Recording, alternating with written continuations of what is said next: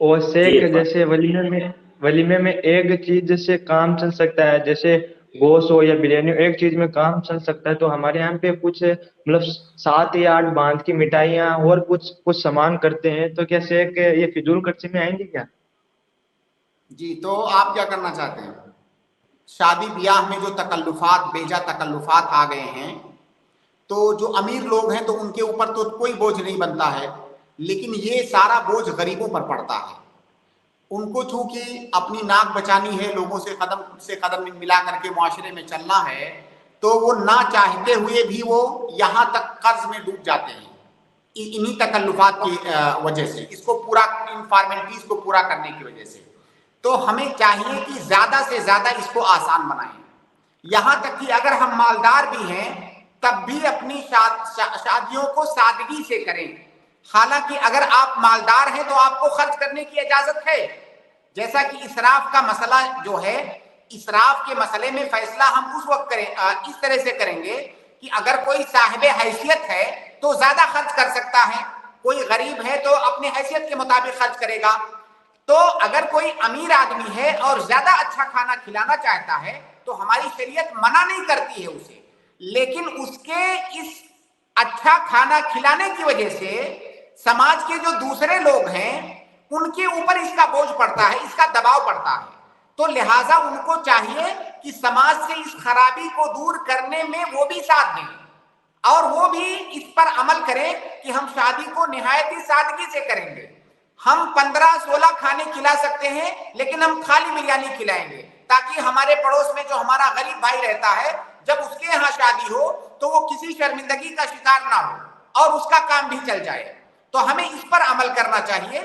वरना अगर कोई अमीर आदमी है, अल्लाह ताला ने किसी को साहिब हैसियत बनाया है, तो असल यही है कि वो अच्छा खाना खिला सकता है, कई आइटम खिला सकता है, लेकिन क्योंकि इसकी वजह से परेशानी आ रही है समाज में, इसलिए इससे परहेज करना चाहिए और ज्यादा से ज्यादा सादगी अख्तियार करनी चाहिए।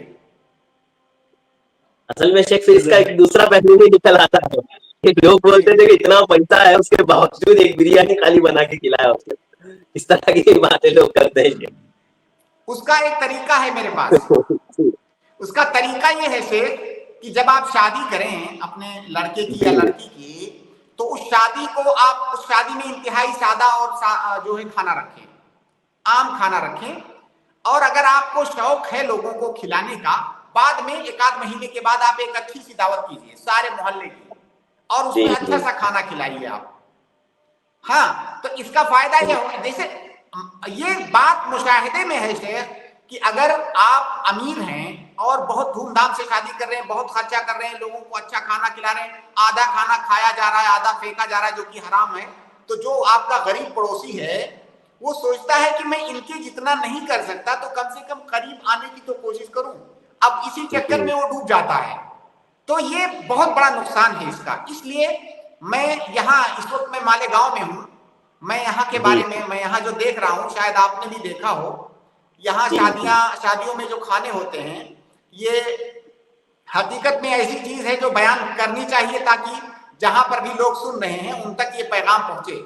आप यहाँ अगर शादियों में जाएंगे खाना खाने, तकरीबन तमाम शादियों में एक ही खाना एक ही तरह का होता है। थोड़ा सा बहुत मामूली डिफरेंस हो जाए तो हो जाए, कोई चाहे अमीर हो गरीब हो, तकरीबन एक तरह का खाना सबके यहाँ होता है। और जो इंतहाई सस्ता होता है, मतलब साल में 2-3 शादी आप कर सकते हैं। तो इसका, हालांकि जो अमीर है, पैसे वाले हैं, आम दूसरे मुनासबात पर वो अच्छा खासा लोगों को खिलाते हैं, लेकिन शादी का मौका होगा तो ये रस्म है यहाँ पर। इसका फायदा ये है कि चाहे कोई कितना भी गरीब है उसके ऊपर कोई बर्डन, कोई बोझ नहीं पड़ता है शादी करते वक्त। तो ये जो पैटर्न है इसको फॉलो किया जाना चाहिए।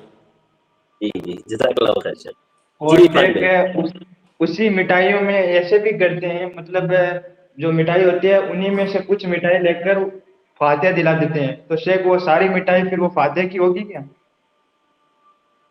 नहीं, जो मिठाई निकाल करके फातिहा दिलाए हैं उसे मत खाइए, क्योंकि उसके साथ बिदात किया गया है। शेख वो उसमें मिला देते हैं, शेख उसमें मिला नहीं तो देते हैं, वो मत खाइए, किसी को मत खाइए।